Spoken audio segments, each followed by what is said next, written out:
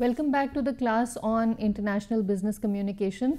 We have been talking about different things relating to communication. We have been talking about barriers.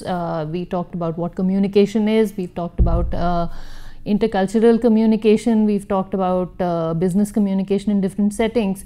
Today we are going to finish the class on barriers. There was still some bit left, and we will start with the importance of listening in business communication. Now, we have talked about different aspects, but listening, as you will soon realize, is one of the most important things in business communication. So let's get started. Okay, revision as usual. The first thing I would like you to think about again and discuss in class is what are the different kinds of barriers an organization may face, and I had asked you to think about the kinds of barriers your organizations face and how you deal with them, and that is something that I would like you to discuss in class again today.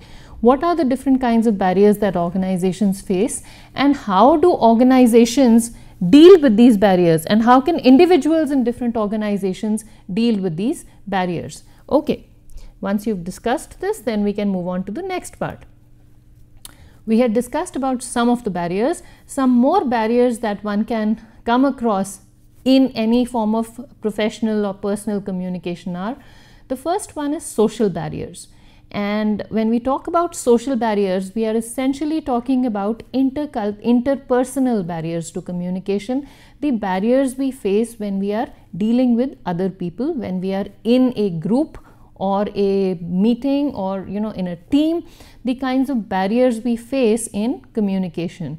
And again, none of these are mutually exclusive. None of these are essentially just by themselves. They occur in conjunction with the other types of barriers. So you may have intrapersonal barriers, which could be our attitudes and perceptions and semantic barriers and all of that. And in addition to that, we may also have these cultural barriers, which is what we talked about sometime earlier: our tendency to stereotype, our tendency to not accept different points of view, our tendency to not accept different people. And you may have come across this at some point in your communication with people, when you must have seen this. Sometimes we don't like people.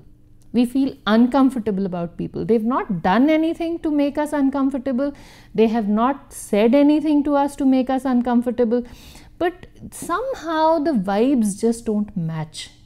So when we have that situation, and sometimes it is the cultural issues that make us feel uncomfortable around certain people. For example, and if you look at the color of clothes I'm wearing today, I purposely wore this because we were talking about barriers.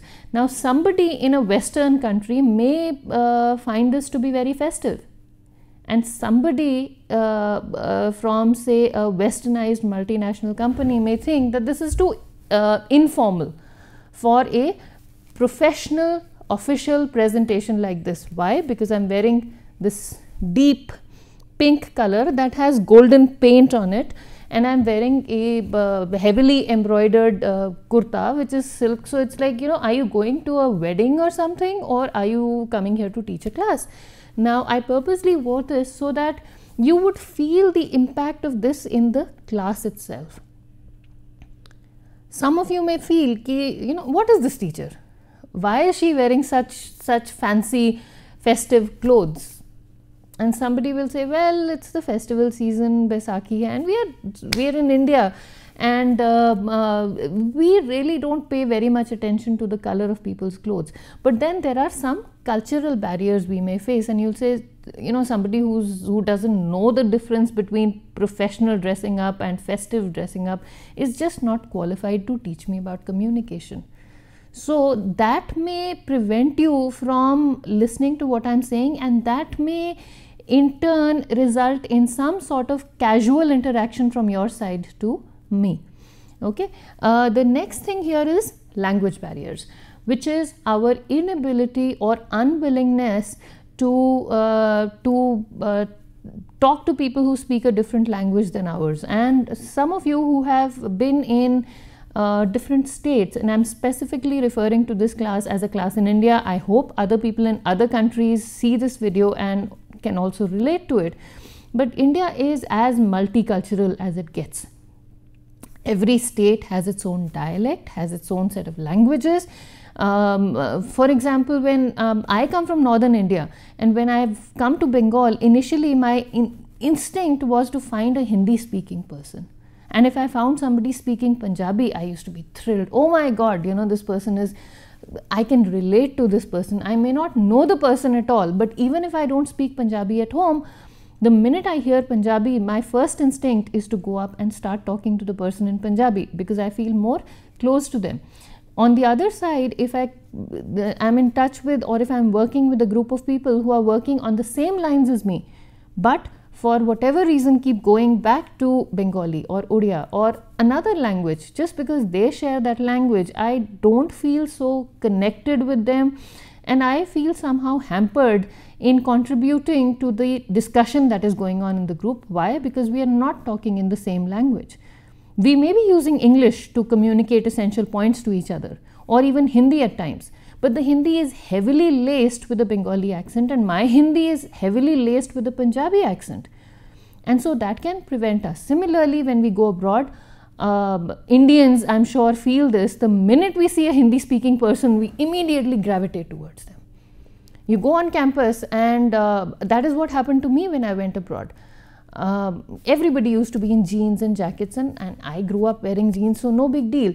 But the minute I saw somebody wearing kurta, pajama or a salwar kameez like this, my first instinct was to like, oh God, I've come home, you know, I have reached a place where I can find somebody similar to me. So I'm sure this person has turmeric in their house, and I'm sure this person eats the kind of food I do, and they know what dal and rice is, and they know what dal and rajma is, and they know what paranthas are, and immediately, even if I don't know the person, the first instinct is to go and start a conversation with such a person, as opposed to somebody who's wearing a completely different set of clothes.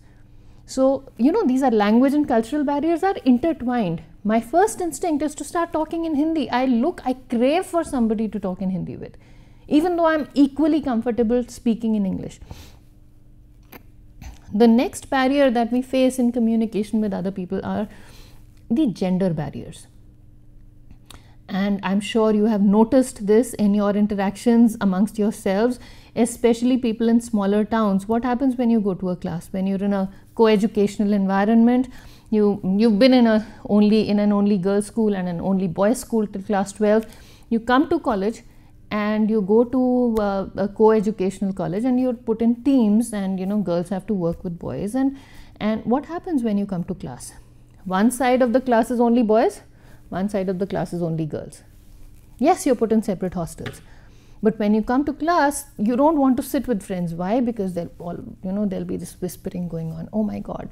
So we fear that. Plus we feel we've been so and again, you know, the society organizes itself in different ways to stay controlled, to stay as uncomplicated as possible. But when we have to interact with people of other genders, especially when we start doing this, there is some sort of a discomfort in communicating, in speaking to, and in our ability to understand where the person from the other gender is coming across. And a very popular book that deals with this issue is Men Are From Mars and Women Are From Venus, or the other way around. I'm sorry, I don't remember the exact title, but I'm sure you know what I'm talking about. And so, you know, we think on different planes because we have different priorities, because we grow up knowing that we will be looking after different things in our lives. That is pretty much where this difference comes from. And of course, there are some inherent differences also in the way we deal with things. Women are known to be softer, and if you find a woman who's very good with numbers, who's into operations and finance, you're like, how would this lady know what real operations is, or how would this lady know what these numbers mean? You know, there's something wrong with her expertise. So we find it hard to start believing these things. Things are becoming more and more open now. Many more women in disciplines like engineering or even civil engineering as opposed to computer science engineering. That is something that you might be able to relate with. But you know, we are coming out more and more, and of course in management, the typical thing that women choose is say HR or organizational behavior or stuff like that. But anyway, these are gender barriers. So these things prevent us from communicating with our peers as well as we would like to. The next social barrier that we face is interpersonal barriers, and this is what I was talking about earlier. We just don't like the person. We get different vibes from a person.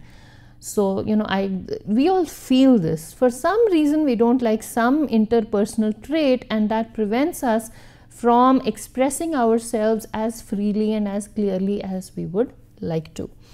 Then the last one here is barriers related to the medium of transmission of the message. And this is something that I talked about in one of the earliest lectures when we talked about the context, difference in context. And I shared an experience with you where somebody got offended because I chose a different channel of communication than the one this person was comfortable with. I remember giving you the example of you know, this card that the business card that I was going to get made, and I found it more comfortable for the other person, thinking that the other person would be as comfortable with email as I was. And I just sent this person an email asking him when the cards would be ready, and he thought that I was creating a negative record against him by putting all this in writing.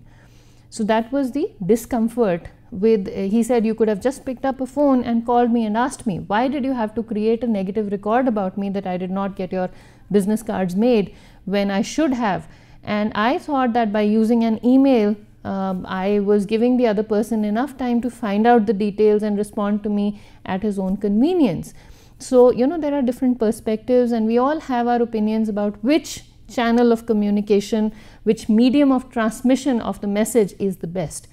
And that in turn influences the context of in which the message is being drafted and the context in which the message is being interpreted. And that in turn results in miscommunication or problems with communication or difficulties with communication, or our inherent difficulties in drafting and receiving the message as clearly as we would like to, or as clearly as the sender or receiver would like to. So there are so many factors, all interrelated, nothing mutually exclusive. And again, this is not an exhaustive list of barriers of communication.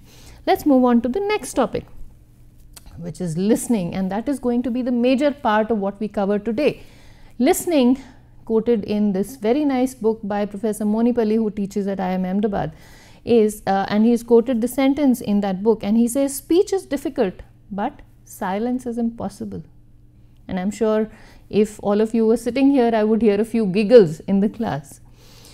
And silence is impossible, and I want you to really think about this, and we'll talk about this more in the next class. So today I just want you to mull over this sentence. Now, listening, according to Professor Monipalli, is the active, listening according to Seiler and Beall is the active process of receiving, constructing meaning from, and responding to spoken or non-verbal messages. So it's not only what goes in through your ear. It is also what you see, it is what you hear in the context of where you hear it, how you perceive it, who is saying it. All that contributes to how we listen. Please think about it. Now, I have something very interesting to share with you. We are going to see the difference between hearing and listening, and I think a class on listening is incomplete without this clip on Helen Keller's life.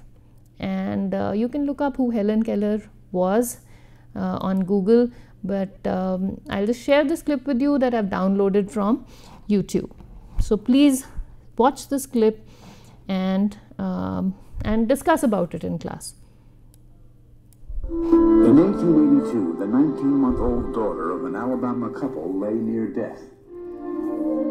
The brain fever that attacked the infant Helen Keller didn't kill her, but it did leave her blind, deaf, and mute. She would emerge from that void, however, to illuminate the world for others. Her message of hope and her rare courage established her as one of the most remarkable women of the century. Traversing the globe, she selflessly delivered inspiration to those in need. The The ultimate ability of man, she wrote, is to conquer despair. Every step and road you are taking. I know every step of the road you are taking. The obstacles you meet are many. Because the obstacles you meet are many. Trapped in a world of silent darkness, she opened the eyes of the world. Helen Keller never heard the cheers of the crowds who greeted her. She never saw their faces. Her commitment to others transcended any need to experience their gratitude. Perhaps the only thing more impressive than her selflessness was her triumph over her handicaps. Until she was 7, she groped and flailed and threw tantrums in a desolate emptiness few of us can imagine. Then, on March 3rd, 1887, she felt the touch of a miracle worker. Reaching into Helen's darkness was a teacher from the Perkins Institution for the Blind, Annie Sullivan, who herself suffered from failing eyesight. At first, Helen rejected Annie's help, but Annie Sullivan was as headstrong as Helen Keller. She knew that language was the key to opening Helen's world. Using a hand alphabet, she spelled out words for objects Helen could touch. She tried desperately to get Helen to make the connection between the object and the hand-signed word. But out of her darkness, Helen could only respond with rage.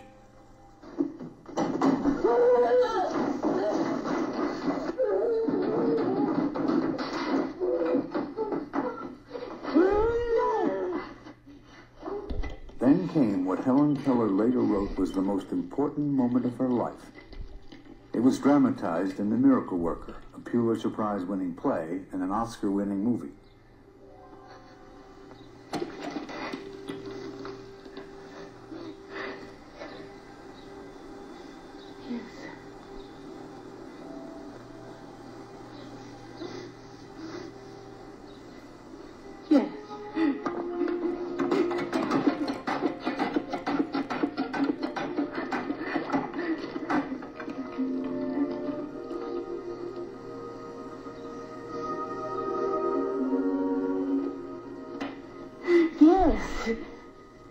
Oh, my dear.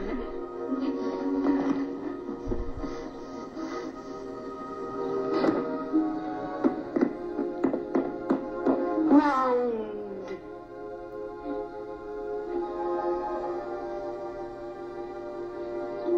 Yes.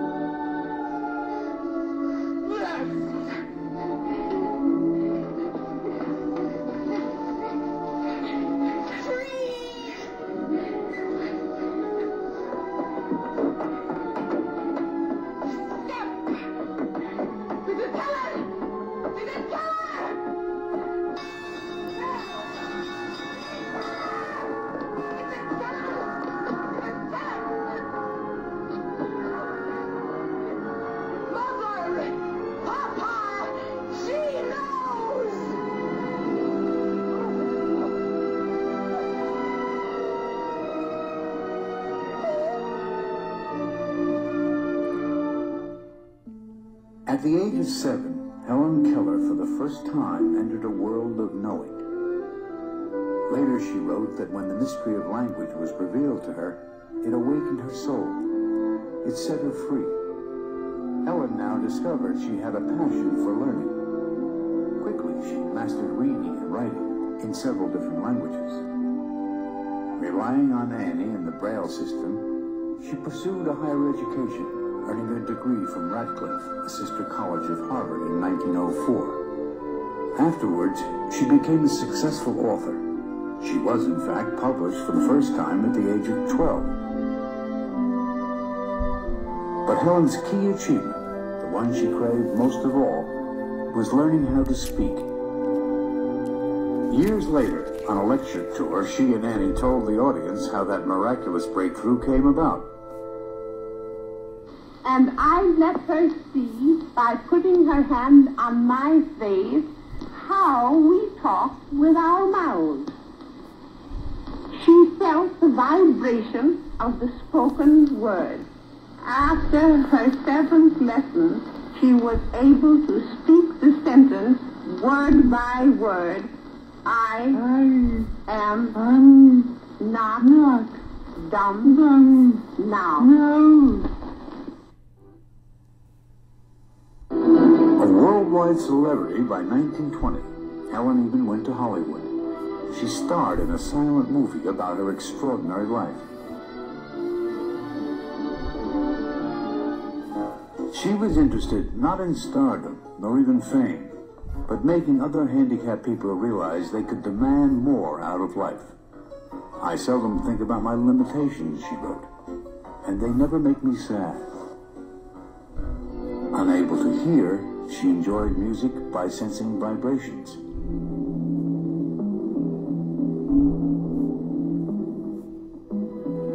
Unable to see, she enjoyed others dancing by sensing movement.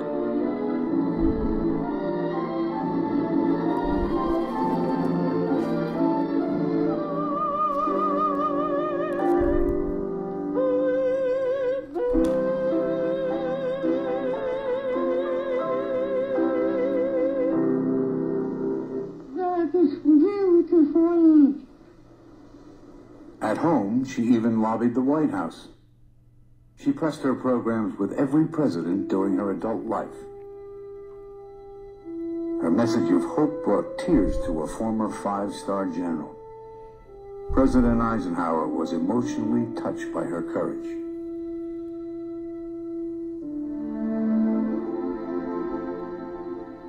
In 1936, Annie Sullivan died at the age of 70. She freed me from the darkness, Helen wrote, by giving me the light of love. Each year thereafter, Helen marked the anniversary of the day she first met Annie by reflecting on what she herself was doing for others. Helen survived Annie by 32 years. From her home in Connecticut, she continued her work writing and fundraising for the American Foundation for the Blind. With her secretary, Polly Thompson, she pursued her twin goals of inspiration and awareness. For her, the ordinary and the routine were extraordinary. She was once at sea in a dense fog, she wrote, shut up in a tangible darkness. One of the most motivated people who ever walked the earth, she found a way to take herself out of that darkness. She attacked life, one friend said, with an insatiable need to know, with the vigor of a teenager.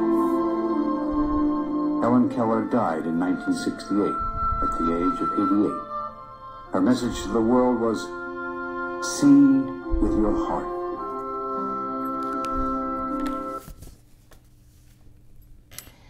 Okay, that is the end of this video, and I hope I'd like you to discuss what you thought of this video. I would like you to discuss how you viewed this video in terms of what you see around you in your interpersonal interactions, and especially the implications of such things on your in your workplace. And I would really like you to think about how listening, what is the difference between hearing and listening. The first thing that I'd like you to discuss is what you think is the difference between hearing and listening. And after you've had that discussion, and I hope it will take some time, we can move on to the differences that I think there are between hearing and listening. Now, this is what I've studied, and listening, I feel, is filtered heard sounds, which is the sounds coming in through our ears from the environment. Whatever we hear, that is hearing. We filter these heard sounds, we separate the noise from the sense making sounds, and then we organize these sounds that make sense to us and perceive them in a pattern. For example, as I'm teaching this class, and now you can hear some sound here. Now, some of you may get distracted by the this sound that I make with my kada over here on the table. But others who are more focused on learning, or who have a better ability to filter out the sense making sounds from the sounds that don't make so much sense, will be able to focus more on what I'm saying and maybe even jot down some points. Now in this room there is no distraction, but it's possible that there may be some distraction where you're sitting. For example, one of these days there was some banging going on during the class, and I made a mention of it, that that is noise, and that can prevent you from communicating in the environment. So there could be the fans, there could be birds chirping, there could be people talking in the corridor, there could be some cell phone going off, which I hope doesn't happen in your classes. That's an absolute no-no at IIT Kharagpur. So we don't allow students to bring in their cell phones into the class, and even if they do, they have to turn their phones on silent mode. Otherwise, it's just not permitted. We don't carry our cell phones to class either. So anyway, so we filter these sounds that we hear, and we focus on the sounds that are making a lot more sense to us, and we perceive these sounds, and our perception is biased. I want to learn this from this particular lecture, and so I select only what the teacher is saying. I focus on what is up on the board. I focus on what I've just seen. We are talking about listening. I showed you a video. I hope you're thinking about that video, and you're focusing on the video that you saw and what I'm talking about, and are able to connect the two. And I know if this class is being broadcast in India and you're sitting in India and watching it, some of this clip must have reminded you of a very popular movie called Black, which was based on Helen Keller's life. Anyway, so that is what listening is. Now, why should we listen? We listen for various reasons. We listen to get information. We may listen to evaluate what is going on in our environment. We may listen to empathize with people around us, which means try and understand their point of view. We could also listen to socialize or have a dialogue. And please discuss in your class how this would happen.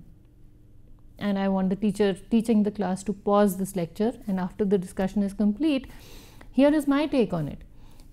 When we engage in dialogue or when we socialize, we speak to somebody, we share our point of view, we listen to their point of view, we filter out whatever they have said to us, we choose the points that we want to respond to in a biased and selective manner, and then we take those points as stimuli for our next conversation or the next part of the dialogue we have with them. And of course, we listen for enjoyment, music, classical musicians sitting in on these classical music competitions, or sitting in on Indian Idol or American Idol or whatever you have out there, listen to look for faults. They listen to evaluate. Let's take that example. We take the example of a program like American Idol or Indian Idol, and you have all these musicians coming in and sharing their skills with the audience. So the people sitting in the audience who are keen on becoming the next American Idol or the next Indian Idol are listening for information. What are they singing? What kinds of things are appreciated by judges? What classical complexities or what complexities of classical music do these musicians get into? So people sitting in the audience who want to either teach things in class or who want to train people for the next American Idol or Indian Idol, or people who want to participate in the next American or Indian Idol, are listening for information. Evaluation. The judges sitting there are evaluating. Where is this person going wrong? What can I improve? The teachers, the people who have taught these budding Indian Idols, or the people who have taught the people who are up on the stage performing, their teachers sitting in the audience, could be listening for evaluation. Where can I help this person improve? The judges would be saying, okay, where is this person going wrong? Where can I deduct marks? Where do I see a potential for the next American Idol or Indian Idol? Where can this person be groomed? Okay, empathy. People who have participated earlier and have lost, or people who participated earlier in the American Idol or Indian Idol, could be listening and they could be empathizing with this person. Oh yes, I had the same experience. and I face the same kind of problem, and this person, you know, I can feel what this person is feeling up there on the stage. Socialization or dialogue? Well, in that case, there is no socialization or dialogue, except of course the person's family is sitting and they're saying, see, my kid performed so well, and see, your kid didn't perform so well. So that kind of thing. And again, enjoyment. People like us, we are, some of us may not be connected in any manner to these people, but when we hear a good piece of music, we enjoy it, we remember some names, and then we forget it. You know, it helps us lighten our mood on a Saturday night or a Sunday night when these programs are broadcast. And then we look forward to the next Saturday and Sunday, where we'll hear more complexities, more good music, and so that is why we listen to these programs. All right, what happens when we don't listen? When we are not receptive to the signals coming from our environments, when we don't listen, when there is a mismatch between the goals and perception of the message. The message has a goal, and the goal is decided by the person drafting the message. The goal is decided by the creator of the message. Okay. Now, when there is a mismatch between the goal of the person and the perception of the receiver, which is me, it causes loss of information. Something is lost. I am not receiving it in the spirit that it was intended to be broadcast. There is misinterpretation, and that loss of information results in misinterpretation or lack of appropriate interpretation. I don't think I need to go too much into detail about this. We've talked ad nauseum about the difference in contexts resulting in difficulties with communication, and this misinterpretation or lack of appropriate interpretation leads to conflict eventually. Okay. Some types of listening according to Pamela Angell. We have two different types of listening. We have active listening and we have passive listening. When we listen actively, we listen to learn. We could be listening to learn things. We are actively paying attention to what is coming to us. We could be actively listening to provide a critical feedback, maybe sometimes even to criticize. Again, this is very similar to what we were just talking about. We are listening to evaluate. We could be listening to a sensitive or empathic listening when somebody is sharing some emotional experience they've had with us. We are listening to be sensitive. We are listening to put ourselves in their shoes and then try and understand their point of view.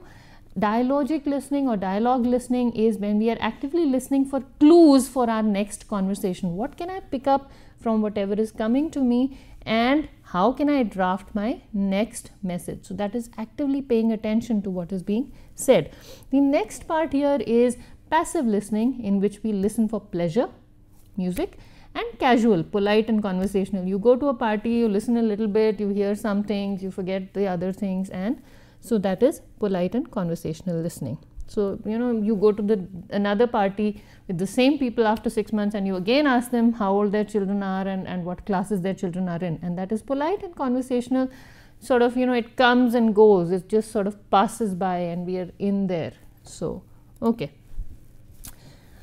I'm sure you know who Stephen Covey is, and according to him, the levels of listening are ignoring, which is what we do in big parties and big gatherings and big meetings, and we go to these meetings and lots of things are going on, and we are trying to listen for things that pertain to our work. So what happens is we are listening, and lots of people and big conference, and I know X was there. I recognize the voice of one of my colleagues, but I don't actively listen to what is being said. Somebody asks me, was so and so there, who was there at that gathering, and I remember, but I don't really remember what this person said. So that is ignoring, the very basic level of listening. Pretending is when we try and get some gist of whatever is going on. We try and pick up a few cues regarding what is going on. Just to have a great idea, just to have a rough idea as to, you know, what do we need for the next conversation, but that's pretty much it. Selective listening, on the other hand, is when we pick some ideas from the input. We are actively looking for the ideas that pertain to our work for our next input. Pretending is, yeah, I know what was discussed, but if you ask me the specifics, I don't remember. But when we selectively listen, I'm selectively listening, I'm actively listening for things that I need to draft my next message to this audience or to another group of people, or if I want to tell my boss what was discussed specifically in my area, then I'll go to this meeting, I pick up cues. But if it's something that completely is on a completely different plane, then I don't really pay attention to it. Attentive listening is what I hope is going on in this class. I really hope that you are listening to what I'm saying and you're trying to understand what is being said in class, and this is what we trainers hope the trainees are doing. You actively listen to every bit and piece of the message that is coming to you and place it in the whole and try and understand the whole message. And empathic listening is when you actually can identify, oh my God, this poor lady has to sit in front of a camera and give us all this complicated information about communication, and she has to do it, 40 times. And so that is empathic listening, which I hope some of my colleagues can identify with. I enjoy this, but then some of my colleagues can identify with, and they can I'm sure all of my colleagues know how much work goes into planning these lectures. So that is empathic listening, saying that 1 hour of this presentation would have taken at least 7 to 8 hours of preparation to prepare all of this stuff. Okay. The stages of effective listening, again according to Seiler and Beall, are hearing, accepting the sounds that are coming in from the environment, understanding, making sense of those sounds, and again understanding, of course, what's implicit in understanding is the selective selection of appropriate signals, our bias in accepting those signals and making sense, organizing those signals to make sense of whatever is coming at us. Remembering, which means I need to remember what I've said and what I'm going to say and where the stimulus came from and what I need to connect it with. Interpreting, so you create a file in your computer and you save it, and you ideally give it a name that has a tag attached to it, something that relates to a bigger picture, and then you put it in the appropriate folder. And that is what remembering is all about. I remember whatever comes to me in light of some cues that will help me bring it back when I need it. I interpret whatever I hear. I put it in a context and try and understand what it means, what it can implicate, who can be connected with it, how do I need to draft my next response. And in light of all of this, I evaluate the message and then decide, do I need to respond to it? Do I not need to respond to it? Which folder does this go into? Favorable, unfavorable, comfortable, uncomfortable, needs to be responded to or does not need to be responded to. This is for enjoyment, this is urgent, this is archived, I will need it after a year but I don't need it today. This is family, this is business, this is that. So that is evaluating. Understand the message in context is interpreting, and placing it in the appropriate folder is evaluating. And that is, these are the different stages of effective listening. So hearing, understanding, remembering, interpreting and evaluating. Okay. Some barriers to listening.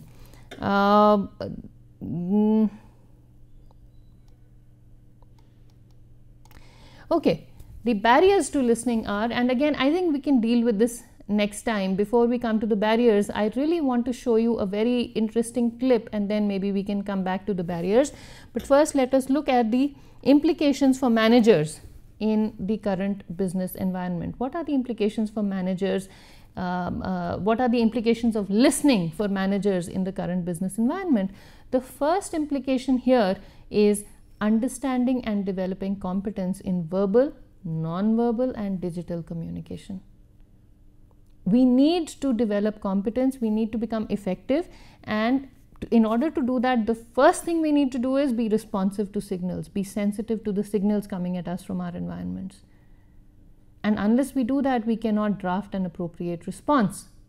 Okay, so that is understanding and developing competence in verbal, non-verbal and digital communication. The second reason is that we are now a small world. We are global villages. It's very easy to be connected to different people. sitting on different parts of the planet, and that increases the complexity in our communication, that increases the difficulties with our communication. And so we need to listen actively, we need to be much more sensitive to what is coming to us from our environments, and we need to be able to understand where the person is coming from, what the context of this person may be, and how this, what do I need to do in order to get my work done. That's pretty much it in the business environment. We want people to be able to understand what we are saying. We want to be able to understand what they are saying.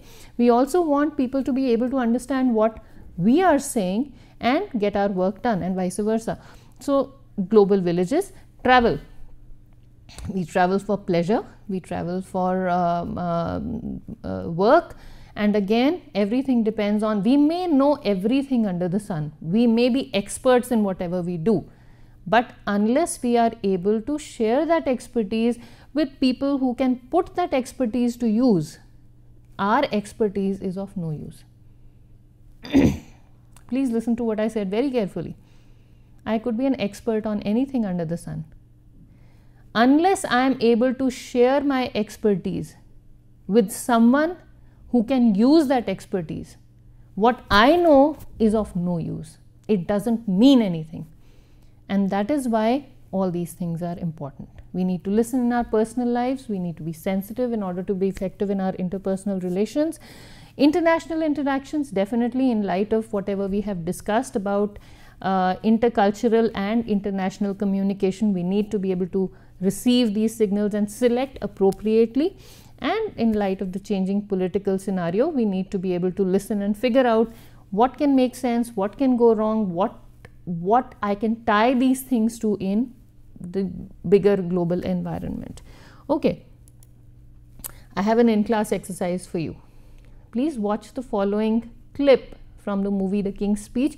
If you have a chance, please watch the entire movie yourselves. But and I've sought permission to use this clip, and I hope I will get it. So this is a clip and it's in two parts. The first part actually deals with the situation, and the second part shows you what happens after this exercise has been done. So please be patient, I will need to adjust the clip a little bit, but let's see this clip and then we'll discuss some more.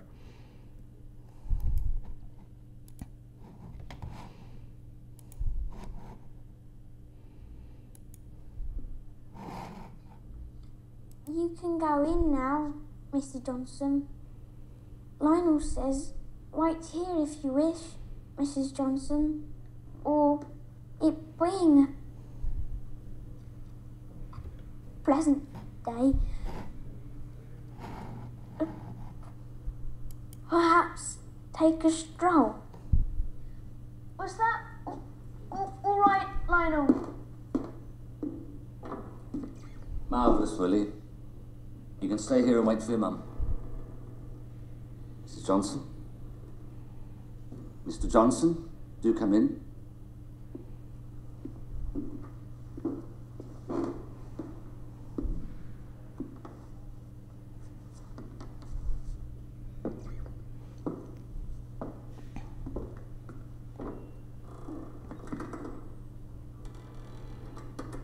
Would you like a sweetie? He's a good lad, Willie. He could hardly make a sound, you know, when he first came to me.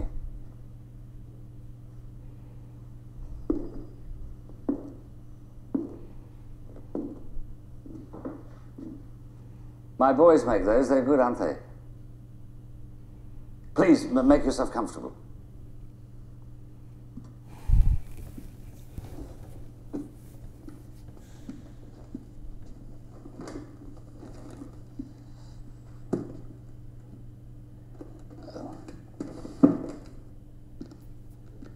I was told not to sit too close.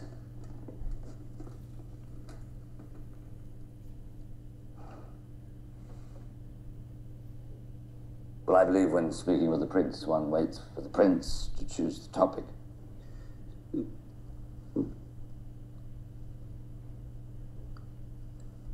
Waiting for me to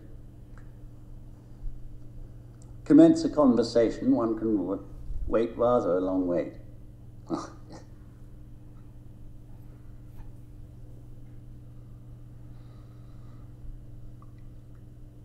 Do you know any jokes?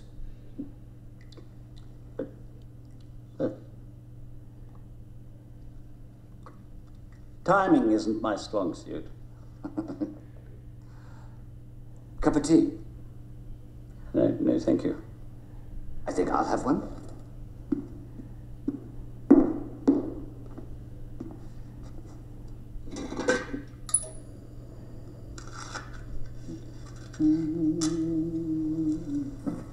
Aren't you going to start treating me, Dr. Loeb? Only if you're interested in being treated. Please. Call me Lionel. I prefer Doctor. I prefer Lionel. What'll I call you? Your Royal Highness. Then Sir, after that. It's a little bit formal for here. I prefer names. Prince Albert, Frederick, Arthur, George. How about Bertie? Only my family uses that. Perfect. In here, it's better if we're equals. If we were equals, I wouldn't be here. I'd be home with my wife, and no one would give a damn.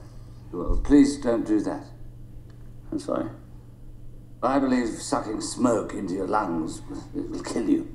My physicians say it relaxes the throat. They're idiots. They've all been knighted. Makes it official, then. My castle, my rules. Thank you.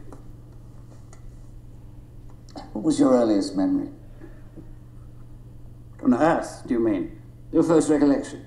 I'm not here to discuss personal matters. Why are you here, then? Because I bloody well stammer! You have a bit of a temper. One of my many faults. When did the defect start? I've always been this way. I doubt that. Don't tell me it's my stammer. It's my field. I can assure you no infant starts to speak with a stammer. When did yours start? 4 or 5. That's typical. So I've been told. I can't remember not doing it. I can believe that. Do you hesitate when you think? Don't be ridiculous. How about when you talk to yourself? And everyone natters to themselves occasionally, Bertie. Stop calling me that. I'm not going to call you anything else. Then we shan't speak.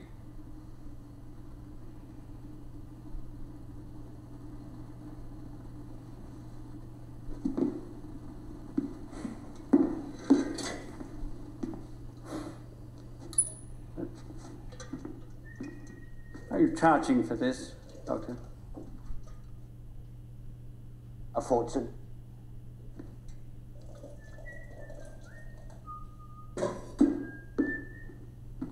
I'll just let that brew. So, when you talk to yourself, do you stammer? Of course not. Well, that proves that your impediment isn't a permanent part of you. What do you think was the cause? Don't know. Right, I don't care. I stammer. But no one can fix it. I'll bet you that you can read flawlessly right here, right now. And if I win the bet, I get to ask you more questions. And if I win? Well, you don't have to answer them. One usually wagers money. The bob each to keep it sweet. Let's see your shilling. I don't carry money. I had a funny feeling you mightn't. I'll stake you and you can pay me back next time. Say it is the next time. I haven't agreed to take you on yet. So please stand and take a look at that from there.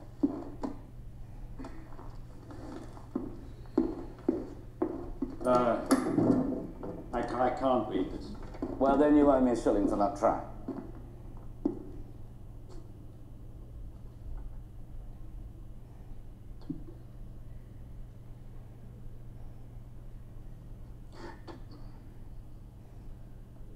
To be or not to be? That can't be. I haven't finished yet.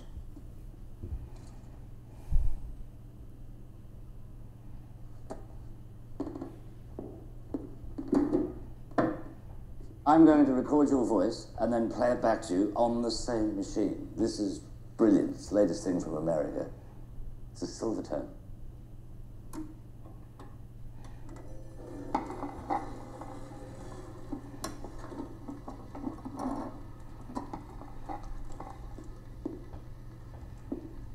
Pop these on.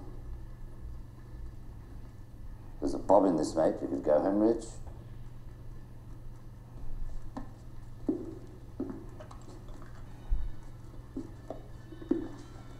You're playing music. I know. So how can I hear what I'm saying? Well, surely a prince's brain knows what its mouth's doing. You're not well acquainted with royal princes, are you?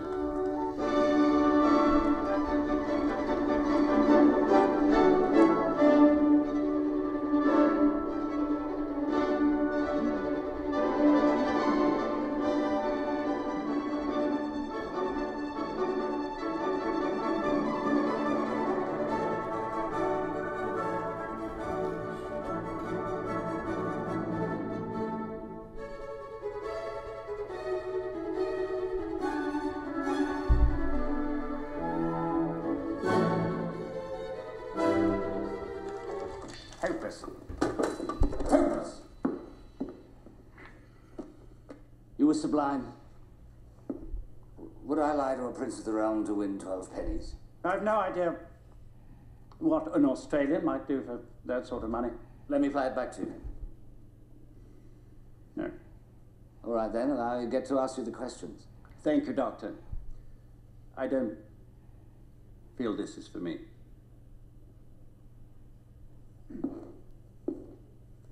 Thanks for your time. Bye. Sir?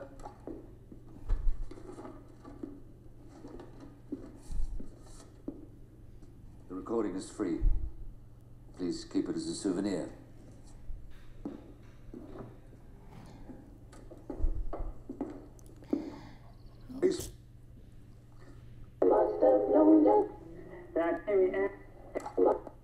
This is fall off his horse. Sir? When I'm dead, that boy will ruin himself, this family, and this nation. Herr Hitler, intimidate. Strictly business. Hear what I'm saying.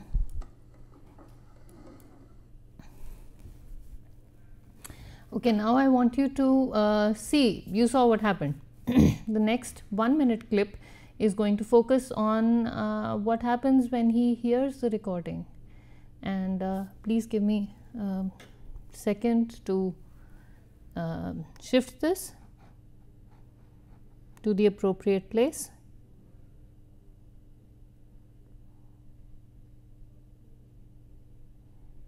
I think I'll just have to wait here.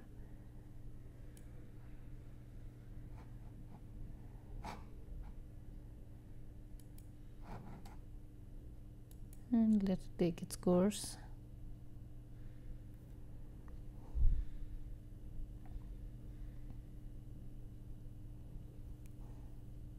Maybe we can pause it. We can pause the recording for a minute.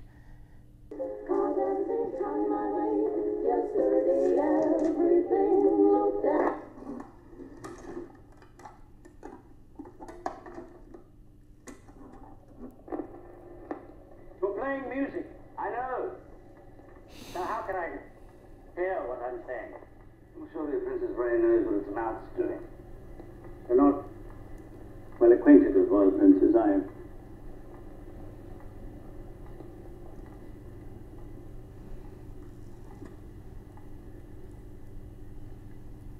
To be or not to be? That is the question. Whether 'tis nobler in the mind to suffer the slings and arrows of outrageous fortune, or to take arms against a sea of troubles and by opposing end them. To die, to sleep, no more. And by sleep to say the end, the heartache and the thousand natural shocks, the flesh is ebbed. 'Tis a consummation hopeless. Strictly business. Okay, we saw what happened, and in class I would like you to discuss what just happened. Please discuss this. Please also discuss why listening might be important for the manager. In addition to what I've just told you, what are the specific activities in which listening can help a manager? And I would like you to discuss what the connection between listening and speaking can be. Is listening always beneficial? Do we always need to listen? What can listening interfere with? What is the connection between listening and speech? How does listening contribute to speaking? How does listening affect speaking? Think about these things, discuss these things, and we will talk some more in the next class. The next class will exclusively focus on listening and the barriers to listening and the applications of listening in the business environment. So, thank you for today.